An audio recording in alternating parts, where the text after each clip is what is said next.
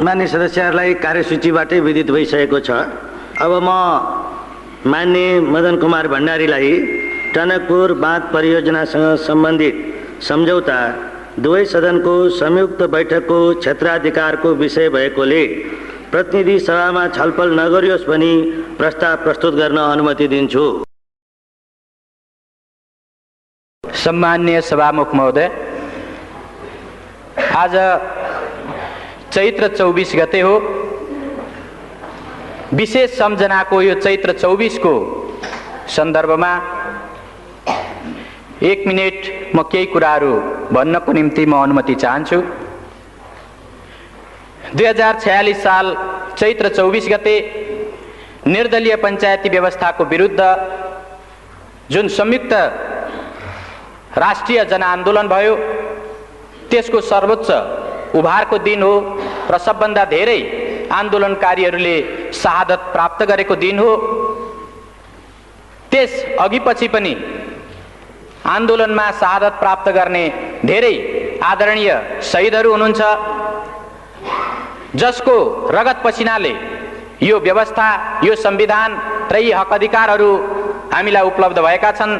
आजको यस विशेष अवसरमा म उहाँहरू सबैलाई हाम्रो दलको तर्फबाट हार्दिक श्रद्धाञ्जली व्यक्त गर्न चाहन्छु। सभामुख महोदय, यो संयोगको कुरा हो कि आज चैत्र 24 गतेकै दिन हामी संविधानको सर्वाधिक महत्त्वपूर्ण प्रावधानसँग सम्बन्धित सवालमा श्री 5 को सरकारले गरेका काम क्रियाकलापहरू माथि टिप्पणी गर्न र तिनीहरू संविधान सम्मत छन् कि छैनन्, नियम कानुन सम्मत छन् कि छैनन्, राष्ट्रको हितलाई तिनीहरूले प्रतिनिधित्व गर्छन् कि गर्दैनन्, अथवा तिनीहरूले राष्ट्रको अहित गरेका छन् भन्ने कुरा अभिव्यक्त गर्नको निम्ति आज यो सेसनमा, यो अवसरमा चर्चा गरिरहेका छौँ। सभामुख महोदय, अहिले भर्खरै माननीय जलस्रोत राज्य मन्त्रीले टनकपुर परियोजना सम्बन्धी सम्झौताको जुन प्रस्ताव प्रस्तुत गर्नुभयो, त्यस सम्बन्धमा हाम्रो दलको तर्फबाट, प्रतिपक्षको तर्फबाट त्यो सम्झौताको बारेमा, त्यो प्रस्तावको बारेमा, त्यसमा भएका विषयवस्तुहरूको बारेमा हाम्रो आपत्ति, हाम्रो विरोध र यो प्रस्तावलाई प्रतिनिधि सभामा प्रस्तुत गर्नु संविधान सम्मत हुँदैन, नियम कानुन सम्मत हुँदैन र यसलाई यहाँ प्रस्तुत गर्ने र छलफल गर्ने कुरा संविधान र नियम कानुनको उल्लङ्घन गर्ने कुरा हो। त्यसो हुँदा यसलाई यहाँ प्रस्तुत नगरियोस्, यसलाई यहाँ छलफल नगरियोस् भन्नको निम्ति आफ्नो प्रतिवादको बारेमा म 1-2 शब्द अगाडि भन्न चाहन्छु। सभामुख महोदय, हामीलाई सम्झना छ, हामीलाई थाहा छ, नेपालको संविधान 2047 को 126 को उपधारा 4 मा नेपालको प्रादेशिक अखण्डतामाथि असर पार्ने खालको कुनै पनि काम सिंगै संसदले एकमतले पनि गर्न सक्दैन, सर्वसम्मत भएर पनि गर्न सक्दैन। तर जब हामी टनकपुर परियोजना सम्बन्धी सम्झौताको बारेमा छलफल गर्छौं, जब हामी त्यस बारेमा मूल्याङ्कन गरिरहेका हुन्छौं, त्यसबेला स्वाभाविक रूपले यो प्रश्न पनि उठ्न सक्छ कि वास्तवमा 2048 साल मङ्सिर 19 देखि 25 सम्म प्रधानमन्त्री गिरिजाप्रसाद कोइरालाज्यूले भारत भ्रमण गर्नुहुँदा गर्नुभएको जुन सम्झौता हो, टनकपुर सम्झौता हो, त्यो टनकपुर सम्झौताको मस्यौदामा उल्लेख भएका जे विषयवस्तुहरू छन् त्यसलाई हेर्दा के वास्तवमा त्यसले हाम्रो प्रादेशिक अखण्डतालाई उल्लङ्घन गरेको छ भन्ने तर्क उपस्थित गर्न सकिन्न। अहिले भर्खरै मन्त्रीज्यूले त्यसका केही उल्लेखित पक्षहरूलाई यहाँ प्रस्तुत गर्नुभयो र नेपालले टनकपुर परियोजना सम्बन्धी बाँध निर्माण गर्नको निम्ति नेपालको भूमि उपलब्ध गरायो। भूमि उपलब्ध गराउने अधिकार, भूमि त्यस ढङ्गले दिने अधिकार संविधानले बहुमत प्राप्त भएको सरकारलाई या बहुमत प्राप्त दललाई दिएको छ कि छैन? सभामुख महोदय, हामी संविधानको प्रावधानलाई हेरेर, सम्बन्धित ऐन कानुनहरूलाई हेरेर र अरू कुनै नियमावलीहरूलाई हेरेर पनि हामी भन्न सक्छौं मुलुकको कुनै पनि त्यस्तो व्यक्ति वा निकाय छैन जसले यो मुलुकको 2.9 हेक्टर मात्रै होइन 1 इन्ची जमिन मात्रै पनि कुनै अर्को वैदेशिक राष्ट्रलाई दिन पाउँदैन र त्यो ढङ्गले दिने कुनै प्रावधान छैन। सभामुख महोदय, तर टनकपुर परियोजना सम्बन्धी सम्झौतामा त्यो कुरा गरिएको छ। म संविधानको 126 को उपधारा 3 तर्फ म ध्यानाकर्षण गराउन चाहन्छु। त्यो 3 मा उपधारा 3 मा के उल्लेख गरिएको छ भने कुनै पनि 126 को उपधारा 3 मा के उल्लेख गरिएको छ भने कुनै पनि सन्धि सम्झौताहरू यदि संसदले अनुमोदन गर्नुपर्ने सन्धि सम्झौताहरू छन् भने संसदले अनुमोदन नगरुन्जेलसम्म नेपालको हकमा त्यो लागू भएको मानिने छैन। सम्माननीय सभामुख महोदय, टनकपुर परियोजना सम्बन्धी सम्झौतामा हामी देख्छौं कि डिसेम्बर 5 मा 1991 को डिसेम्बर 5 मा जुन सम्झौता भयो त्यो सम्झौता गरिरहेकै बेला त्यो सम्झौताको टनकपुर सम्बन्धी सम्झौताको पहिलो लिखतमै पहिलो प्याराग्राफमै यो सम्झौतालाई डिसेम्बर 15 देखि कार्यान्वयन गरिने गरी यो सम्झौता गरिन्छ भनेर उल्लेख गरिएको छ। सम्माननीय सभामुख महोदय, संविधानको उल्लङ्घन गर्ने अधिकार बहुमत प्राप्त गरेको दललाई छ कि छैन? प्रधानमन्त्रीलाई छ कि छैन? कुनै पनि एउटा त्यस्तो व्यक्ति वा निकायलाई छ कि छैन? सम्माननीय सभामुख महोदय, संविधानको सर्वोच्चता अर्थात् संवैधानिक राजतन्त्र पनि संविधानभन्दा माथि हुन पाउँदैन भन्ने यो संविधान बहाल भइसकेपछि कुनै पनि एउटा व्यक्ति वा निकाय कसैले पनि संविधानभन्दा माथि रहेर वा संविधानका धाराहरूलाई उल्लङ्घन गरेर काम गर्न सक्दैन। तर यो टनकपुर परियोजना सम्बन्धी सम्झौतामा जो स्वाभाविक रूपले संसदले अनुमोदन गर्नु पर्थ्यो त्यो संसदमा प्रस्तुत गर्नु अगावै, संसदलाई जानकारी दिनु अगावै, संसदले अनुमोदन गर्नु अगावै, अझ जुन बेला सन्धि गरिँदै थियो, जुन बेला त्यसको ड्राफ्ट तयार हुँदै थियो, त्यस बेला नै वास्तवमा 10 दिन भित्रैमा या 5 डिसेम्बरमा त्यो सम्झौता गरेर 15 डिसेम्बरदेखि लागू गर्ने भनेर जुन त्यहाँ सम्झौता गरियो यो घोर संविधानको उल्लङ्घन हो र यस्तो संविधानको उल्लङ्घन भएको कुराप्रति यो सदनले, यो मुलुकले गम्भीरतापूर्वक लिने कि नलिने? आदरणीय सभामुख महोदय, हामी यो कुरालाई अत्यन्त गम्भीरताका साथ लिनुपर्छ भन्ने ठान्छौँ। स्वाभाविक रूपले टनकपुर परियोजना सम्बन्धी सन्धि भइसकेपछि यो सदनलाई थाहा छ योभन्दा अगाडि पनि 2टा वा त्योभन्दा बढी सेसनको अवधिभरि राष्ट्रले यसबारेमा चर्चा परिचर्चा गरेको छ। सबै सन्धि सम्झौताहरू संसदमा प्रस्तुत गरिनुपर्छ र टनकपुर सम्बन्धी जुन सम्झौता हो यो सम्झौता सदनमा प्रस्तुत गर्ने र सदनद्वारा अनुमोदन गरिनुपर्ने सम्झौता हो भनेर हामीले प्रतिपक्षको तर्फबाट यही सदनमा र योभन्दा अगाडिका सेसनहरूमा पनि हामीले दृढतापूर्वक उठाएका छौँ। सभामुख महोदय, तर सत्ता पक्षबाट लगातार त्यो कुरालाई बेवास्ता गर्दै, लगातार त्यो कुरालाई अस्वीकार गर्दै यो कुनै सन्धि भएकै छैन, सन्धि भएकै होइन भनेर मुलुकलाई 1 वर्षसम्म लगातार गुमराहमा राख्ने, ढाँट्ने काम भयो।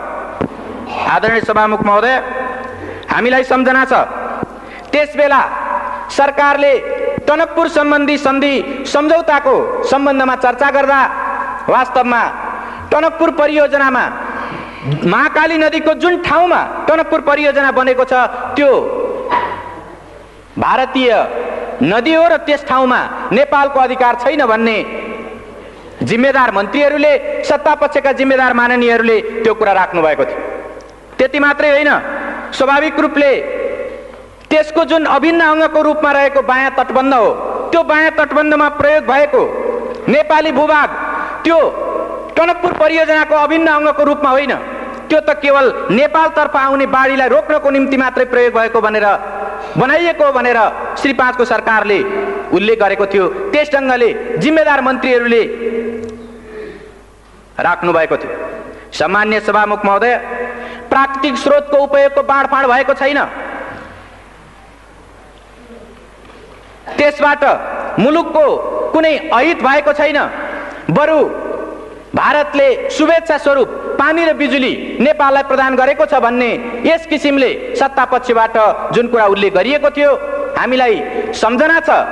त्यो गलत हो। श्री 5 को सरकारले गरेका ती कुराहरू गलत छन्, जनतालाई गुमराहमा पार्ने खालका छन्, राष्ट्रको हितलाई हानि पुर्याउने खालका छन्, आघात पार्ने खालका छन्, संविधानलाई मिच्ने खालका छन् भनेर मुलुकले 1 वर्षसम्म लगातार सदनभित्र र बाहिर समेत चर्चा परिचर्चा चलायो र त्यसै सन्दर्भमा राष्ट्रको हितलाई, संविधानको मर्यादालाई र ऐन कानुनको मर्यादालाई पालन गर्नुपर्छ भन्ने सन्दर्भमा मुलुकले अभियान चलाउँदा धेरै होनहार नागरिकहरूको, धेरै त्यस्ता देशभक्तहरूको जीवन पनि गएको छ, धेरैले बलिदान पनि दिनु परेको छ।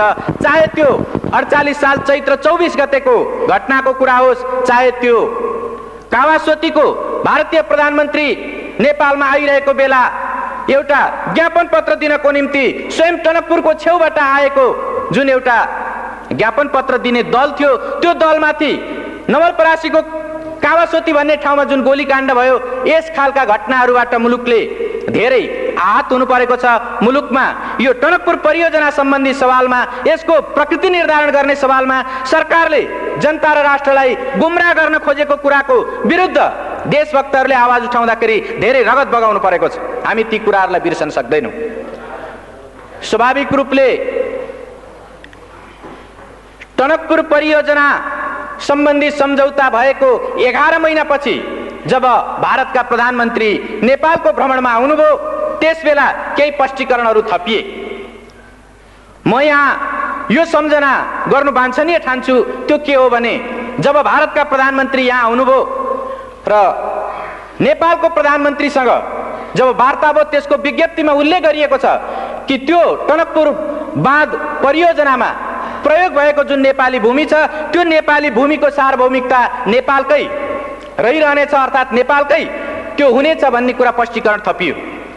म यसबाट के प्रश्न उठाउन चाहन्छु भने, यदि त्यो 91 को डिसेम्बर 5 को जुन सम्झौताको जुन ड्राफ्ट हो, यदि त्यसबेला नै त्यो कुरा मानिएको भए, त्यो कुरा भएको भए पछि किन स्पष्टीकरण थप्नु पर्थ्यो? अनि जब नेपालको कुनै भूभागको बारेमा अर्को कुनै राष्ट्रको एउटा जिम्मेदार व्यक्तिले आएर यसको सार्वभौमिकता तपाईँकै हातमा छ भनेर नभनिउन्जेलसम्म सरकारले बोल्न नसक्ने वा त्यस्तो भन्न नसक्ने, मान्न नसक्ने यो जुन स्थिति देखा पर्यो, के यो एउटा बहुत दुःखदायी, बहुत एउटा हानिकारक खालको कुरा होइन र? मैले यसबाट के प्रश्नतर्फ ध्यानाकर्षण गर्न खोजेको हुँ भने, जसरी माननीय मन्त्रीहरू या सत्तापक्षका माननीयहरू 2.9 हेक्टर जमिन र त्यो जलमग्न हुने क्षेत्रको जुन नेपाली भूभाग थियो, त्यो जमिनको बारेमा हामीले प्रश्न उठाउँदा, प्रतिपक्षको तर्फबाट प्रश्न उठाउँदा त्यसको सार्वभौमिकता नेपालमै रहेको कुराको ग्यारेन्टी सन्धिमा गरिएको छ भनेर उहाँहरूले देखाउन सक्नु भएको थिएन र उहाँले त्यो ढङ्गले हाम्रा सवालहरूको जवाब दिन सक्नु भएको थिएन।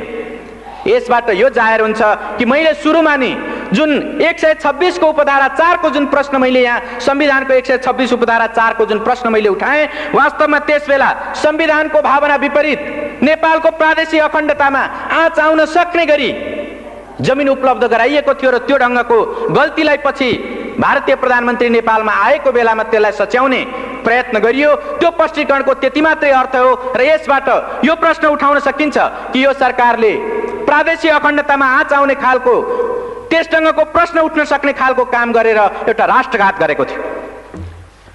सामान्य सभामुख महोदय, हामीलाई सम्झना छ, मङ्सिर 30 गते, विगत मङ्सिर 30 गते सर्वोच्च अदालतले जब फैसला सुनायो, त्यसबेला हामी त्यो फैसलामा देख्न सक्छौँ श्री 5 को सरकारले जतिसुकै पारदर्शी ढङ्गले काम गरिरहेको छु भने पनि, श्री 5 को सरकारले जनताको सुसूचित हुने हकलाई संरक्षण गरेको छु भनेर भनेको भए पनि टनकपुर बाँध सम्बन्धी यो सम्झौताको सन्दर्भमा उनले सांसदहरूलाई संसदभित्र र बाहिर जनतालाई जानकारीमा दिएका कुराहरू शिर न पुच्छरका कुराहरू थिए, शिर पुच्छर बिनाका कुराहरू थिए भनेर उनले फैसलामा उल्लेख गरेको छ।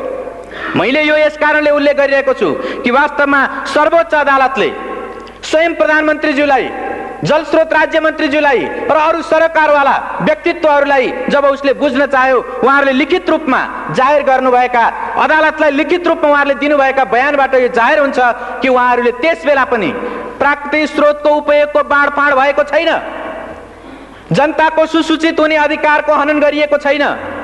यो बायाँ तटबन्ध भनेको त्यो टनकपुर परियोजनाको अभिन्न अङ्ग होइन र महाकाली नदीको जुन ठाउँमा टनकपुर बाँध परियोजना बनेको छ त्यो परियोजना भित्र नेपालको नदी अधिकार अर्थात् नेपालको त्यहाँ पानी सम्बन्धी अधिकार त्यस्तो छैन भनेर जुन उहाँहरूले उल्लेख गर्नुभएको थियो त्यो कुराको खिलाफमा सर्वोच्च अदालतले श्री 5 को सरकारले सुसूचित नगरेको शिर न पुच्छरको कुरा जानकारी दिएर तर उसले वास्तविक जानकारी नदिएको र प्राकृतिक स्रोतको उपयोगको बाँडफाँड भएकै हो भन्ने कुरा र देब्रे तटबन्ध टनकपुर परियोजनाको देब्रे तटबन्धमा प्रयोग भएको नेपाली जुन भूभाग छ र त्यो भूभागमा बनेको जुन बाँध छ त्यो बाँध टनकपुर परियोजनाको अभिन्न अङ्ग हो भन्ने कुरा उसले फैसला गरेको छ। र यसबाट के प्रश्न उपस्थित हुन्छ भने श्री 5 को सरकार आफूले गरेका कामहरू जबसम्म अर्को कुनै निर्णायक महत्त्वपूर्ण सर्वोच्च निकायले जबसम्म फैसला गर्दैन तबसम्म ऊ आफ्ना गल्तीहरूलाई कुनै पनि हालतमा आत्मसमीक्षा गरेर वा अर्को कुनै प्रतिपक्ष वा देशका बुद्धिजीवीहरू वा आम जनताले उल्लेख गरे पनि ऊ कुनै सुन्ने टेर्ने र त्यसलाई समीक्षा गर्नेवाला छैन। तर जब सर्वोच्च अदालतले यो फैसला गर्यो त्यो फैसला गरे पछाडि पनि हामी यो सम्झना गर्न सक्छौँ कि धेरै केही माननीय मन्त्रीज्यूहरूले त्यसपछि पनि उल्लेख गर्दा वास्तवमा त्यो त समझदारी नै भएको भनेर सन्धि भएको होइन भन्ने किसिमले फेरि पनि उहाँहरूले उल्लेख गर्नुभयो। फेरि पनि केही सत्तापक्षका माननीय सदस्यहरूले त्यस ढङ्गले उल्लेख गर्नुभयो। साँच्चै भन्ने हो भने यसो भन्न सकिन्छ सर्वोच्च अदालतको फैसलालाई पनि अपमान गर्ने खालका कुराहरू उहाँहरूले धेरै ठाउँमा उल्लेख गर्नुभएको छ। सम्माननीय सभामुख महोदय, अहिले श्री 5 को सरकारको तर्फबाट जलस्रोत राज्य मन्त्रीले प्रतिनिधि सभामा जुन सम्झौता प्रस्ताव प्रस्तुत गर्नुभएको छ र जुन मूल्याङ्कनको हवाला दिँदै उहाँले यो प्रस्ताव राख्नु भएको छ म के उल्लेख गर्न म के भन्न चाहन्छु भने श्री 5 को सरकार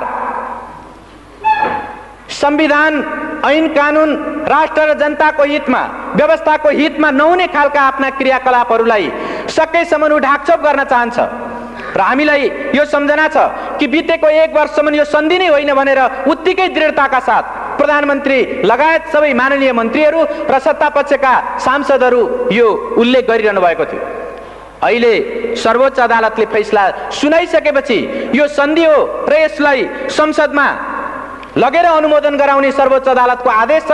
हामी संसदको सर्वोपरिताको संसदको सम्मानको हामी आदर कदर गर्छौँ र सर्वोच्च अदालतको फैसलालाई हामी सम्मान गर्छौँ भनेर उहाँहरू धेरै व्याख्या विश्लेषण गरिरहनु भएको छ। तर के सम्झना गर्न सकिन्छ भने जुन बेला प्रतिपक्षको तर्फबाट यस्ता सन्धि सम्झौताहरूलाई सदनमा प्रस्तुत गर्नुपर्छ भनेर माग राखिएको थियो त्यस बेला उहाँहरूले त्यसलाई ठाडै अस्वीकार गर्दै आउनुभयो र अहिले पनि जबकि यो टनकपुर परियोजना सम्बन्धी सम्झौता दीर्घकालीन प्रकृतिको छ, त्यो व्यापक प्रकृतिको छ, त्यो महत्त्वपूर्ण छ र त्यसले स्वाभाविक रूपले दीर्घकालीन व्यापक व महत्त्वपूर्ण त्यसले प्रभाव पार्छ, त्यस्तो असर पार्छ। यस्तो सन्धिलाई साधारण प्रकृतिको भनेर त्यस्तो मूल्याङ्कन गर्दै उहाँहरू प्रतिनिधि सभामा साधारण बहुमतले पास गर्न सकिने रूपमा प्रस्तुत गर्दै हुनुहुन्छ। यसले वास्तवमा श्री 5 को सरकार संसदको सम्मान संविधानको सम्मान गरिरहेको छैन भन्ने कुरा स्पष्ट रूपमा जाहेर गरेको छ। आदरणीय सभामुख महोदय,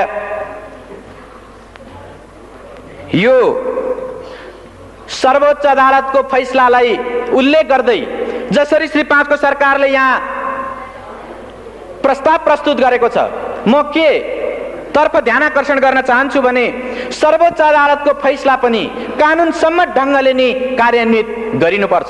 अर्थात् कुनै पनि अदालतको आदेश कानुन विहीन ढङ्गले कानुन विपरीत ढङ्गले कार्यान्वयन हुन सक्दैन। जब सन्धिको कुरा आउँछ सन्धिलाई संविधानको 126 को उपधारा 1 ले कानुन सम्मत ढङ्गले त्यसलाई अनुमोदन सम्मेलन स्वीकृति गर्ने कुराको व्यवस्था गरेको छ। सन्धिको अनुमोदन गर्ने कानुन कुन हो? हामीलाई सम्झना छ नेपाल सन्धि ऐन 2047। नेपाल सन्धि ऐन 2047 नै यस्तो कानुन हो जुन कानुनले सन्धि सम्झौताहरूलाई अनुमोदन गर्नको निम्ति अधिकार सृष्टि गर्छ, त्यसको एउटा निश्चित अधिकार क्षेत्रलाई त्यसले निर्धारण गर्छ। तर हामीले अहिले भर्खरै सुन्यौं यो प्रस्तावमा श्री 5 को सरकारले सन्धि ऐनको कुनै उल्लेख नगरिकन केवल संविधानको 126 धाराको उपधारा 2 को प्रतिबन्धात्मक वाक्यांशलाई प्रतिबन्धात्मक पक्षलाई उल्लेख गर्दै अनि प्रतिनिधि सभा नियमावलीको 219 का उपधाराहरूलाई उल्लेख गर्दै उसले यो प्रस्तुत गरेको छ। यसले के जाहेर गर्छ भने यो प्रतिनिधि सभा नियमावली भनेको निश्चित रूपले एउटा प्रक्रिया निर्धारण गर्ने कानुन हो। यो अधिकार सृष्टि गर्ने होइन, प्रक्रिया निर्धारण गर्ने कानुन मात्र हो। तर जुन अधिकार सृष्टि गर्ने कानुन हो, अधिकार सृष्टि गर्ने जुन व्यवस्था हो, ऐनको व्यवस्था हो, त्यो भनेको 2047 को सन्धि ऐन नै हो। त्यो सन्धि ऐनको उल्लेख श्री 5 को सरकारले यसमा गरेको छैन। त्यसको कारण के हो भने सन्धि ऐनमा स्वाभाविक रूपले संविधानको धारा 126 को उपधारा 2 का जे जति पनि सन्धि सम्झौताहरू छन् त्यस्तो सन्धि सम्झौताहरूलाई संयुक्त सदनको 2/3बाट अनुमोदन गर्नुपर्छ भन्ने त्यसले सुस्पष्ट व्यवस्था गरेको छ। तर संविधानको यो भावना र ऐन कानुनको यो पक्षलाई सर्वथा विस्मृतिमा राखेर, त्यसलाई बिर्सेर या त्यसलाई उल्लङ्घन गरेर त्यसलाई आदर गर्न नचाहेर श्री 5 को सरकारले केवल सर्वोच्च अदालतको फैसलामा रहेको यो पक्षलाई कि श्री 5 को सरकारले मूल्याङ्कन गरेर प्रतिनिधि सभा वा संयुक्त सभामा लैजाओस् भन्ने त्यो पक्षलाई मात्रै उल्लेख गरेर उसले प्रतिनिधि सभा नियमावलीका केही धाराहरूलाई टेक्दै यस सभामा यो सदन समक्ष प्रस्तुत गरेको छ। स्वाभाविक रूपले मैले अघि नै भने सर्वोच्च अदालतका फैसलाहरू पनि कानुनसम्म ढङ्गले मात्रै कार्यान्वित हुन सक्छन् र स्वाभाविक रूपले कानुनभित्र पनि प्रक्रिया निर्धारण गर्ने कानुन होइन, अधिकार सृष्टि गर्ने कानुन अन्तर्गत नै त्यसको कार्यान्वयन हुनुपर्छ। त्यसो भएको हुनाले सरकारको यो सन्धि प्रस्तावमा जुन कानुनलाई टेकेर, जुन धारा उपधाराहरूलाई टेकेर यो प्रस्तुत गरिएको छ त्यो स्वाभाविक रूपमा कानुन विपरीत छ। सरोकारवाला विषयमा त्यो कानुन सम्मत छैन। सम्मान्य सभामुख महोदय, त यो परिस्थितिमा हामी के भन्न सक्छौं भने श्री 5 को सरकारले एक खालको पूर्वधारणा बनाएर त्यस अनुरूप मूल्याङ्कन गर्ने कुरा या त्यस अनुरूप आफ्ना धारणाहरू निश्चित गर्ने र त्यस ढङ्गले कार्यान्वयन गर्ने कुरा उल्लेख गर्दै आएको छ। चाहे त्यो अघिल्लो बेलाको यो केवल समझदारी मात्र हो भन्ने विषय होस् या यो पछिल्लो बेलामा अहिले त्यो साधारण प्रकृतिको सन्धि हो भन्ने विषय किन नहोस्, दुवै बेलामा उसले एउटा पूर्वधारणा बनाएर आफूलाई जसो गर्दा सजिलो हुन्छ त्यो ढङ्गले मात्रै जाने, तर संविधान र ऐन कानुनको अक्षर र भावनालाई पालन गर्ने कुरा हो भने अस्वीकार गर्ने वा त्यसबाट बचेर जाने वा त्यसलाई संविधान र ऐन कानुनका सरोकारवाला पक्षलाई कुनामा पारेर जाने, कर्नरमा पारेर जाने खालको कुरा उल्लेख गरेको छ। त्यसो भएको हुनाले जसरी अहिले श्री 5 को सरकारको यो मूल्याङ्कनभित्र साधारण प्रकृतिको भनेर यसमा प्रस्तावमा उल्लेख गरिएको छ र यो सदनमा प्रस्तुत गरिएको छ, हामीलाई यो सम्झना छ या हामी यो बारेमा वाकिफ छौं, जानकार हुन सक्छौं कि संविधानको 126 को उपधारा 2 भनेको स्वाभाविक रूपले जुन निश्चित सन्धि सम्झौताहरूलाई संयुक्त सदनको 2/3ले समर्थन गर्नुपर्छ, 2/3ले अनुमोदन गर्नुपर्छ भनेर उल्लेख गरेको छ। संविधानको मूल भावना त्यही हो। त्यसो भएको हुनाले त्यसभित्र जुन प्रतिबन्धात्मक पक्ष छ, प्रतिबन्धात्मक अंश छ, त्यसको निम्ति यो साधारण प्रकृतिको, यो अल्पकालीन हो, यो दूरगामी प्रभाव पार्ने होइन, यो त्यस्तो महत्त्वपूर्ण होइन भन्ने त्यसको विशेष स्थिति सरकारले पुष्टि गर्न सक्नुपर्छ। सरकारले त्यस्ता प्रमाणहरू प्रस्तुत गर्न सक्नुपर्छ। तर हामी सिङ्गो त्यो मूल्याङ्कन प्रस्तावलाई अध्ययन गर्दा सरकारले त्यो खालका कुनै तथ्यहरू प्रस्तुत गरेको हामी पाउँदैनौँ, उसले प्रस्तुत गर्न सकेको छैन। प्रश्न उठ्न सक्छ, यो टनकपुर सन्धि, टनकपुर जलविद्युत परियोजना सम्बन्धी जुन सन्धि सम्झौता हो यो अल्पकालीन हो कि दीर्घकालीन हो? निश्चित रूपले यो एउटा सापेक्ष कुरा हो। सर्वोच्च अदालतले पनि भनेको छ यो एउटा सापेक्ष कुरा हो। तर सापेक्षताकै अर्थमा लिँदा पनि यसको व्याख्या कसरी गर्ने, अल्पकालीनता र दीर्घकालीनताको व्याख्या कसरी गर्ने? म के प्रश्न उठाउन चाहन्छु भने एउटा संसद 5 वर्षको हुन्छ, सामान्यतया विशेष स्थिति आएन भने त्यो 5 वर्षको हुन्छ। यदि 6 वर्षको निम्ति कुनै सन्धि हुन्छ भने त्यो अल्पकालीन हो कि दीर्घकालीन हो? एउटा संसदबाट अर्को संसदमा ट्रान्सफर हुने त्यस खालको सन्धि हुन्छ भने, 5 वर्षभन्दा बढ्ताको सन्धि हुन्छ भने त्यसलाई दीर्घकालीन भन्न सकिन्छ कि सकिँदैन? सभामुख महोदय, नेपालीहरूको आयु, औसत आयु 52 वर्ष छ।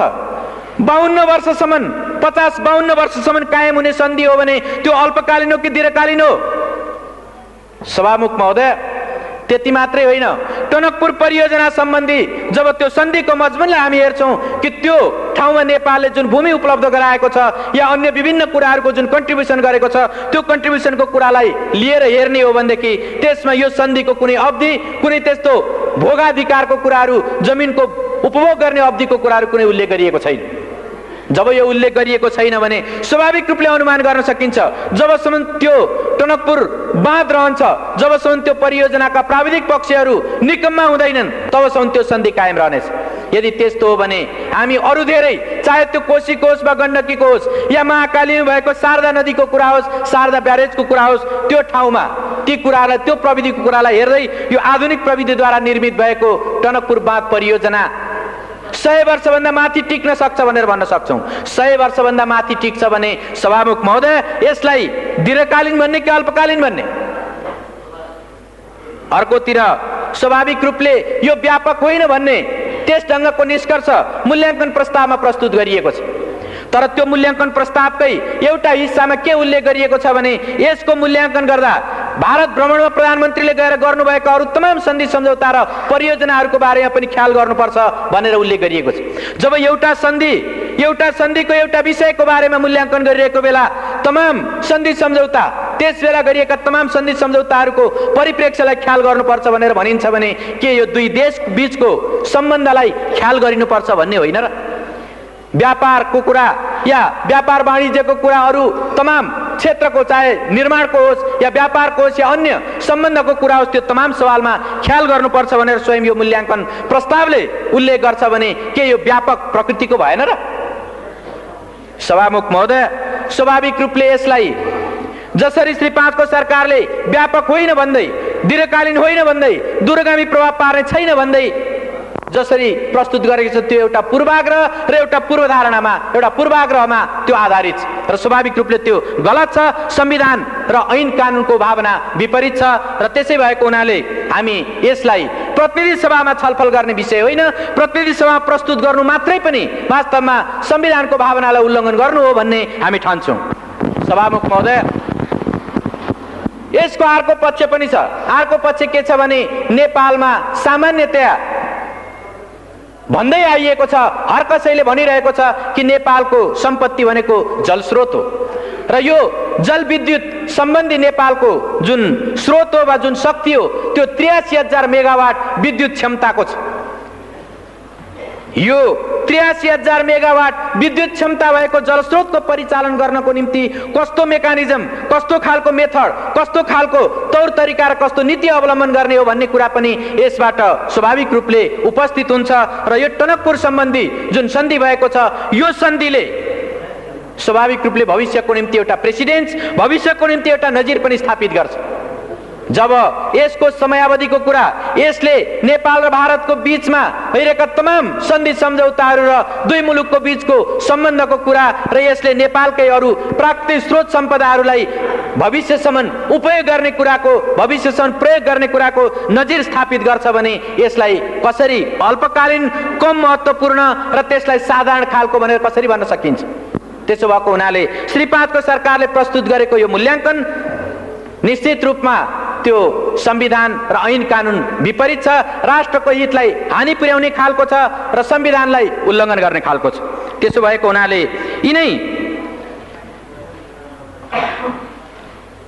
यिनै विषयहरूलाई आत्मसात गरेर, यिनै कुराहरूलाई हृदयङ्गम गरेर हामीले टनकपुर सम्बन्धी यो सन्धि प्रस्तावलाई प्रतिनिधि सभामा प्रस्तुत गर्नु र प्रतिनिधि सभामा छलफल गर्नु यो संविधान विपरीत हो भन्ने त्यो मान्यता राखेर हामीले एउटा प्रस्ताव हाम्रो विभिन्न प्रतिपक्षी सांसदहरूले सही गरेर माननीय सभामुख समक्ष हामीले प्रस्तुत गरेका छौँ र त्यो प्रस्तावलाई म यहाँ पढेर सुनाउन चाहन्छु। माननीय सभामुख महोदय, टनकपुर बाँध परियोजनासँग सम्बन्धित सन्धि दुवै सदनको संयुक्त बैठकको क्षेत्राधिकारको विषय भएकोले प्रतिनिधि सभामा छलफल नगरियोस्। माननीय महोदय, श्री 5 को सरकारको तर्फबाट टनकपुर बाँध परियोजनासँग सम्बन्धित सन्धि प्रस्तावलाई प्रतिनिधि सभामा प्रस्तुत गर्न संसद सचिवालयमा सो प्रस्ताव दर्ता गराएको जानकारीमा आएको हुँदा हामी माननीय सभामुख समक्ष निम्न ब्यौराको निवेदन गर्दछौँ। नेपाल अधिराज्यको संविधान 2047 को धारा 126 को उपधारा 2 ले नेपालको प्राकृतिक सम्पदाको उपयोग र त्यसको बाँडफाँड सम्बन्धी सम्झौता संसदको दुवै सदनको संयुक्त बैठकमा उपस्थित सदस्यहरूको 2/3 बहुमतबाट अनुमोदन गराउनु पर्ने व्यवस्था गरेको छ। यो प्रष्ट संवैधानिक व्यवस्था हो। यसको अपवादको रूपमा राष्ट्रलाई गम्भीर व्यापक दीर्घकालीन असर नपर्ने प्रकृतिको सन्धि प्रतिनिधि सभाको साधारण बहुमतबाट अनुमोदन गराउने प्रावधान छ। श्री 5 को सरकारले भारत सरकारसँग गरेको टनकपुर परियोजना सम्बन्धी सन्धिबाट दीर्घकालीन गम्भीर व्यापक असर पर्ने कुरा स्वतः स्पष्ट छ। यसर्थ टनकपुर परियोजना सम्बन्धी सन्धि दुवै सदनको संयुक्त बैठकमा उपस्थित सदस्यहरूको 2/3बाट अनुमोदित भएपछि मात्र नेपाल अधिराज्यको हकमा लागू मानिन्छ। यसको लागि टनकपुर बाँध परियोजनासँग सम्बन्धित सन्धि प्रतिनिधि सभामा पेश हुने होइन, दुवै सदनको संयुक्त बैठकमा पेश गरिनु पर्दछ। हाम्रो संवैधानिक व्यवस्था यही हो। हाल बहालमा रहेको नेपाल सन्धि ऐन 2047 को दफा 4 ले संविधानको धारा 126 को उपधारा 2 बाहेकका सन्धि मात्र प्रतिनिधि सभामा पेश गर्न सकिने व्यवस्था गरेको छ र श्री सर्वोच्च अदालतबाट 2049 मङ्सिर 30 गतेको फैसलामा टनकपुर बाँध परियोजनासँग सम्बन्धित सन्धि प्रष्ट उल्लेख भएको छ। यसबाट पनि टनकपुर बाँध परियोजनासँग सम्बन्धित सन्धि प्रतिनिधि सभामा पेश हुने होइन, दुवै सदनको संयुक्त बैठकमा पेश हुने सन्धि हो भन्ने प्रष्ट हुन्छ। प्रतिनिधि सभा नियमावली 2048 को दफा 72 ले संवैधानिक व्यवस्था विपरीत कुनै पनि प्रस्ताव प्रतिनिधि सभामा छलफलको लागि ग्राह्य नहुने व्यवस्था गरेको छ। टनकपुर परियोजना सम्बन्धी सन्धि प्रस्ताव प्रतिनिधि सभामा छलफलको लागि प्रस्तुत हुन संविधानको धारा 126(2) र सन्धि ऐनको दफा 4 र 5 को विपरीत हुने हुँदा प्रतिनिधि सभा नियमावलीको दफा 72 बमोजिम यस्तो प्रस्तावलाई प्रतिनिधि सभाको कार्यसूचीमा राखी छलफल गर्न मिल्दैन।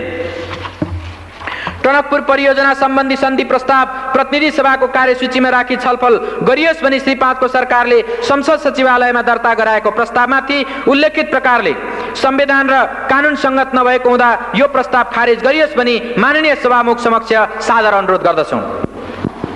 साथै टनकपुर परियोजना सम्बन्धी सन्धि प्रस्तावमाथि छलफल गर्न र निर्णय गर्न संविधानको धारा 126(2) र सन्धि ऐन 2047 को दफा 5 बमोजिम दुवै सदनहरूको संयुक्त बैठक बोलाउन माननीय सभामुख महोदयसँग अनुरोध गर्दछौँ। सदनको संयुक्त बैठक र संयुक्त समितिको नियमावली 2048 को दफा 18 ले श्री 5 को सरकारले सन्धि सम्झौताहरू संयुक्त बैठकमा प्रस्तुत गर्न चाहेमा सोको व्यवस्था गरेको छ। तर श्री 5 को सरकारले नचाहँदा संसदको आफ्नै पहलमा दुवै सदनको संयुक्त बैठक बोलाउने बारे कुनै दफामा प्रष्ट उल्लेख भएको पाइँदैन। संविधानको धारा 126(2) ले दुवै सदनको संयुक्त बैठकको व्यवस्था गरेको छ। श्री सर्वोच्च अदालतको फैसलाबाट टनकपुर परियोजना सम्बन्धी सन्धि संविधानको धारा 126(2) अन्तर्गतको हो भनी ठहर भएको छ। संसदको संयुक्त बैठक र संयुक्त समिति कार्य सञ्चालन नियमावली 2048 को दफा 35 ले माननीय सभामुखलाई बाधा अड्काउ फुकाउने अधिकार प्रदान गरेको छ। संवैधानिक व्यवस्था लागू गराउन र टनकपुर परियोजना सम्बन्धी सन्धि प्रस्तावमाथि छलफल गर्न संसदको संयुक्त बैठक र संयुक्त समिति कार्य सञ्चालन नियमावली 2048 को दफा 35 प्रयोग गरी दुवै सदनको संयुक्त बैठक अविलम्ब बोलाइयोस् र श्री 5 को सरकारद्वारा प्रस्तुत गरिएको सन्धि सम्बन्धी यस प्रस्तावलाई प्रतिनिधि सभामा छलफल नगराइयोस् भनी हार्दिक अनुरोध गर्दछौँ। धन्यवाद। नमस्कार, हाम्रो युट्युब च्यानललाई सब्स्क्राइब गरी यस भिडियोमा लाइक, कमेन्ट तथा सेयर गर्नुहोला। यस्तै प्रकारका नयाँ जानकारीमूलक शिक्षामूलक सामग्रीहरू प्राप्त गर्न यस च्यानललाई सब्स्क्राइब गरी त्यसपछि देखिने घन्टी बटन दबाउनुहोला। धन्यवाद।